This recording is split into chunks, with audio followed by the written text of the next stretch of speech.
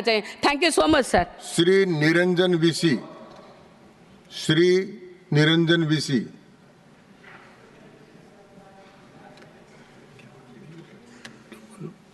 श्री अशोक राव चौहान, श्री फूलो देवी, ठीक,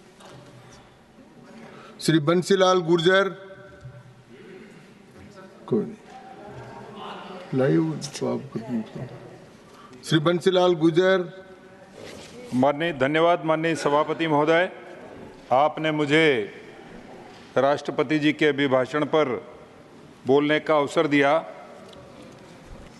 निश्चित ही माननीय प्रधानमंत्री नरेंद्र मोदी जी की सरकार के तीसरे कार्यकाल की प्रशंसा करते हुए माननीय राष्ट्रपति महोदया ने उल्लेख किया है कि अमृतकाल में जो ग्रामीण भारत है, उस ग्रामीण भारत के विकास को समुचित रूप से भारत सरकार ने अपने एजेंडे में लिया है और उसका सबसे बड़ा उदाहरण हमारे सबके सामने है। हम ग्रामीण क्षेत्र के निवासी हैं और गांव का रहने वाला व्यक्ति चाहे कितना ही अच्छा मकान बना ले और कितने ही अच्छे मकान में रह रहा हो, पर उसके पास स्वामित्व का कोई भी प्रमाण नहीं होता था। माननीय प्रधानमंत्री नरेंद्र मोदी जी की सरकार आने के बाद इस सरकार ने ग्रामीण क्षेत्र के निवासियों को जो स्वामित्व का अधिकार दिया है वो सराहनीय है।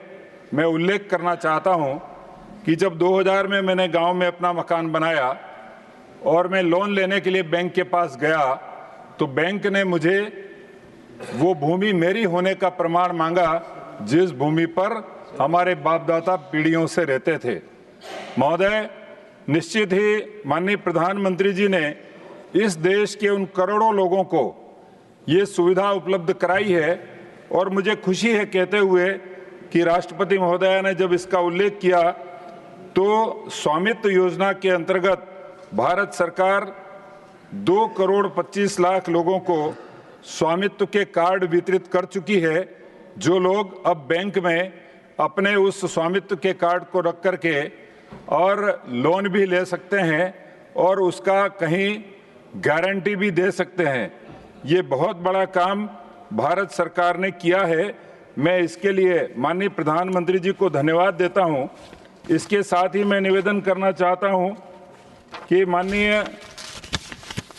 राष्ट्रपति महोदया ने प्रधानमंत्री ग्राम सड़क योजना का उल्लेख भी अपने अभिभाषण में किया। महोदय, हम सब के लिए माननीय अटल बिहारी वाजपेयी जी की सरकार से पहले का अगर हम ध्यान करें तो किसी भी गांव में डामर की सड़क नहीं होती थी। देश के बहुत कम गांव ऐसे होते थे जहां डामर की सड़क पहुंचती थी।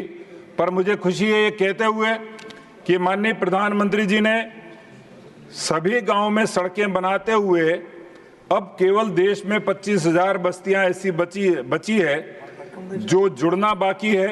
उन 25,000 बस्तियों को जोड़ने के लिए भी भारत सरकार ने 70,000 करोड़ रुपए का प्रावधान करके और भारत के गांव के छोटे से छोटे मजरे, टोले और छोटी बस्तियों को जोड़ने का काम किया है।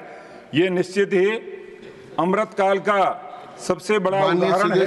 माननीय सदस्य, सदन की अनुमति 7 बजे तक की थी, इसलिए कल आपका भाषण जारी रहेगा।